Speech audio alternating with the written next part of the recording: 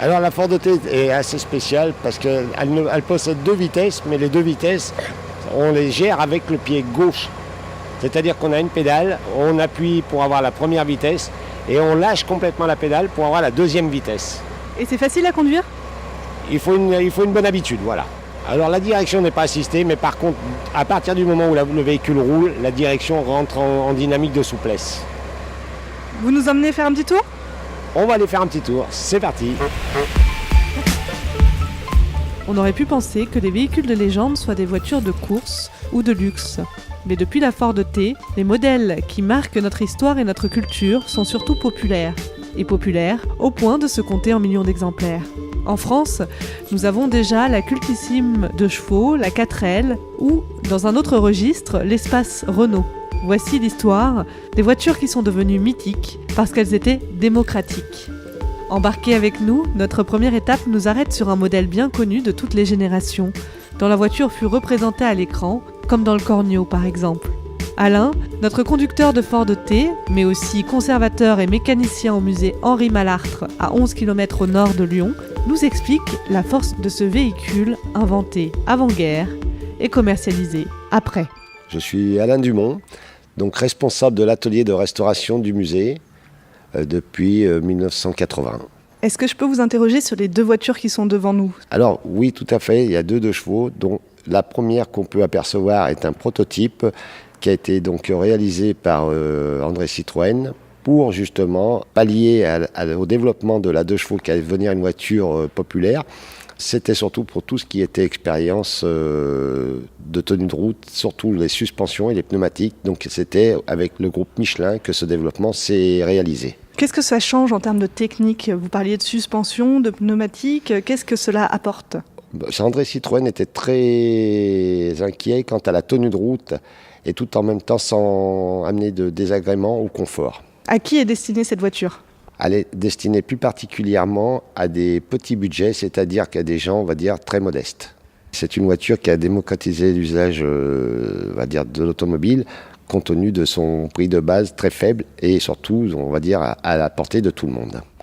Alors, son histoire, elle est assez longue quand même, parce que c'est une voiture dont, quand on a commencé les expériences, c'était en 1936, et c'est une voiture qui s'est vendue jusqu'en 1987.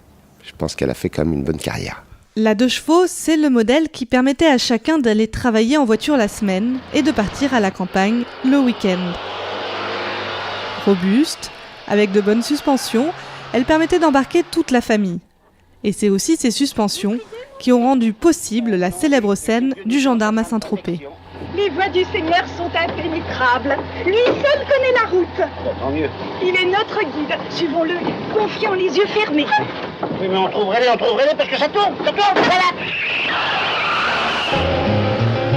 À l'extrémité de la chaîne qui fonctionne depuis 1961, on a vissé le dernier boulon de la 1000e Renault 4.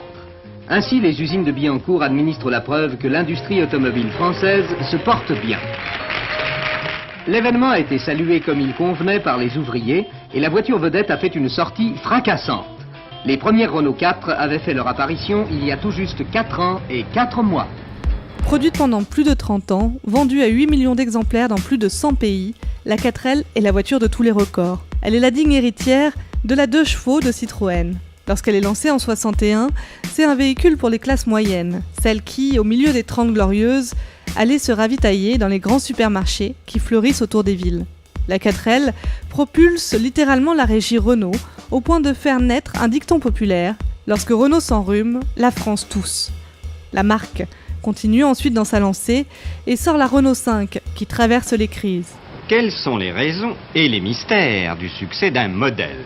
Exemple, les records de vente de la R5, la locomotive actuelle de la régie. Depuis longtemps numéro 1 en France, elle est en train de passer de 10 à 15% du marché et pourrait même en prendre 20% aux dépens des rivales.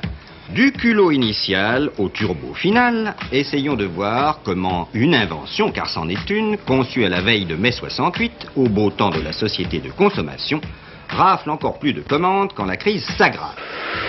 Évidemment, Renault continue à innover, avec des fortunes diverses.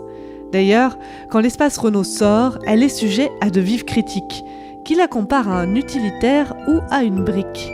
Mais malgré tout, c'est bien un nouveau type de véhicule, le monospace, qui se lance. Heureusement, le modèle bénéficiera d'un coup de pouce inattendu de Jean-Paul II. Explication au musée Malartre, qui a gardé la preuve de ce petit miracle marketing. Alors là, nous sommes devant un espace de Renault qui est sorti dans les années 80. Quelle est sa particularité ? Alors la particularité, c'est que c'est une papa mobile. En fait, c'est un espace qui a été aménagé spécialement pour la venue du pape à Lyon en 1986.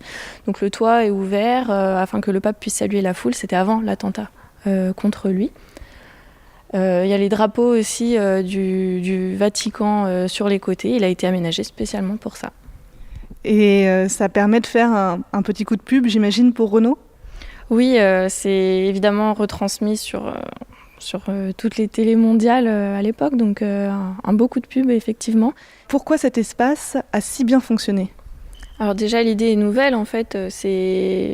On va passer de la 4L familiale à un véhicule qui est plus grand, il y a plus d'espace, Renault Espace. C'est plus modulable aussi. Et ensuite, les autres marques vont suivre. Voici Espace, la nouvelle arme secrète de la régie Renault, premier constructeur au monde à commercialiser dès juin prochain le véhicule de l'an 2000. Espace n'est ni une berline traditionnelle, ni un break, ni un véhicule utilitaire aménagé, c'est tout à la fois. En termes techniques, il s'agit d'un monocore, autrement dit d'une coque unique constituée en polyester et profilée à l'image d'une motrice de TGV. Propulsé par un moteur longitudinal de 2 litres situé à l'avant, Espace dépasse allègrement les 180 km/h avec des accélérations à faire pâlir les berlines de haut de gamme du marché français. Au musée se trouve aussi la Trabant. Plus qu'une automobile populaire, elle fut bel et bien la voiture du peuple. Pour les Allemands de l'Est, la RDA, il s'agissait d'un véritable ticket pour la liberté, même s'il coûtait plusieurs mois de salaire. Mais de l'autre côté du mur, elle est vouée à la casse. Aujourd'hui, malgré son statut d'icône, on cherche encore à s'en débarrasser. Elle est assez connue parce que c'était la seule voiture disponible en Allemagne de l'Est, la seule voiture produite. À l'époque, il y avait la pénurie d'acier. Donc cette voiture, elle est faite en duroplast. Donc c'est un matériau un peu spécifique, une sorte de résine.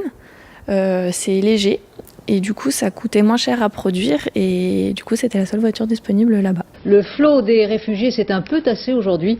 À l'ouest, on s'efforce d'intégrer au plus vite les nouveaux venus, mais on a plus de mal avec leurs voitures. La Trabant a aussi une relation au temps un peu particulière, que ça soit à sa naissance ou aujourd'hui. Est-ce que vous pouvez nous en parler ?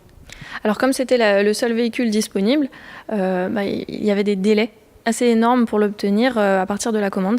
À une certaine époque, ça a été 10 ans de délai pour l'avoir en livraison. Elle est pourtant la vedette aujourd'hui sur les routes allemandes. La Trabant, voiture quasiment unique en Allemagne de l'Est, qui ne dépasse pas le 100 km/h, mais qui a permis à des milliers de réfugiés de gagner l'Allemagne fédérale. Et puis aujourd'hui aussi, ce qui est assez marrant, c'est que comme c'est pas du métal, c'est difficile à recycler. Et en fait, ils ont trouvé une bactérie qui mange le duroplast. Et la bactérie, du coup, s'appelle la trabicille. Le TÜV, le contrôle technique obligatoire des voitures, exigerait trop de transformations pour qu'elles soient immatriculées ici. Les Verts, enfin, voudraient que le gouvernement échange les Trabants contre des abonnements au chemin de fer pour éviter la pollution. Un artiste de Berlin, lui, en a carrément coulé une dans du béton. Prochain épisode de Mondial.audio, le design, l'histoire de l'art de l'automobile.